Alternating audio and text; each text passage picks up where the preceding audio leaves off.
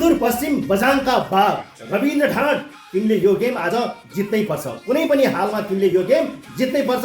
यदि जितेनौ भने चोटमाथि चोट थपिनेछ। आज पुरै देश स्तब्ध छ, शोकाकुल छ, रोइरहेको अवस्था छ।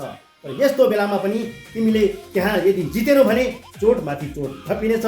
यदि तिमीले जित्यौ भने अलिकति मात्रै भए पनि मलम लाग्नेछ, खुसी आउनेछ। त्यस कारणले रविन्द्र ढाँड, तिमीलाई हामी सबैको आशीर्वाद र स्नेह छ र हौसला छ कि तिमी आजको गेममा आगो भएर निक्लिनु। जसरी तिम्रो नाम बझाङका बाघ भनेका छन्, बाघको अवतार गर्नु त्यहाँ र प्रतिद्वन्दीलाई तिमीले एकै छाकमा चाहिँ मतलब सफा पारिदिनेछौ भन्ने हामीले आशा छ।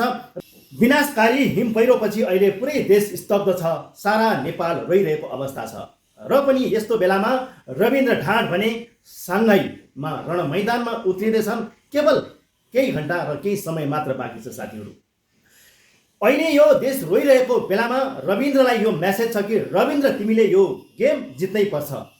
कुनै हालमा पनि जित्नै पर्छ तिमीले। किनभने पुरै देश रोइरहेको बेलामा यदि तिमीले यो गेम जित्यौ भने केही भए पनि, अलिकति भए पनि रोइरहेको मनमा केही खुसी पलाउनेछ।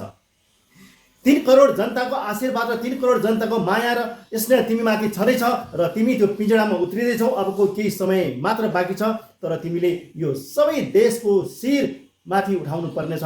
तिम्रो काँधमा छ अहिले सारा नेपालीको आँखा र तिमीले यो गेम जित्यौ भने अहिले विचलित भएका सपरिवारप्रति र धेरै आफन्तहरू गुमाएका प्रति थोरै भए पनि मलम लाग्नेछ। रविन्द्र, तिमीले यो गेम कुनै पनि हालमा जित्नै पर्छ।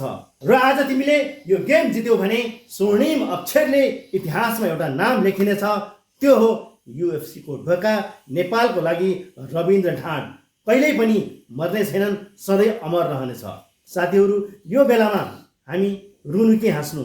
यतातिर रविन्द्र ढाँडको गेम छ भने उतातिर हाम्रो आफन्तहरू चाहिँ गुमिरहेको अवस्था छ, आफन्तहरू हराइरहेको अवस्था छ।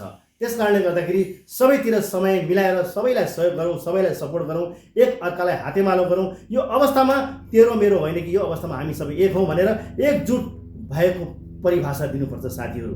तपाईँहरूले क्रोम ब्राउजर ओपन गर्नुहोला र त्यसमा योनो टिभी भनेर सर्च गर्नुहोला र त्यसमा देखाउँछ र त्यसमा चाहिँ तपाईँहरूले सर्च गर्दै जानुहोला, हेर्दै जानुहोला र पछि गेम पछिको रिजल्ट के हुन्छ हामी फेरि भेटौँला साथीहरू।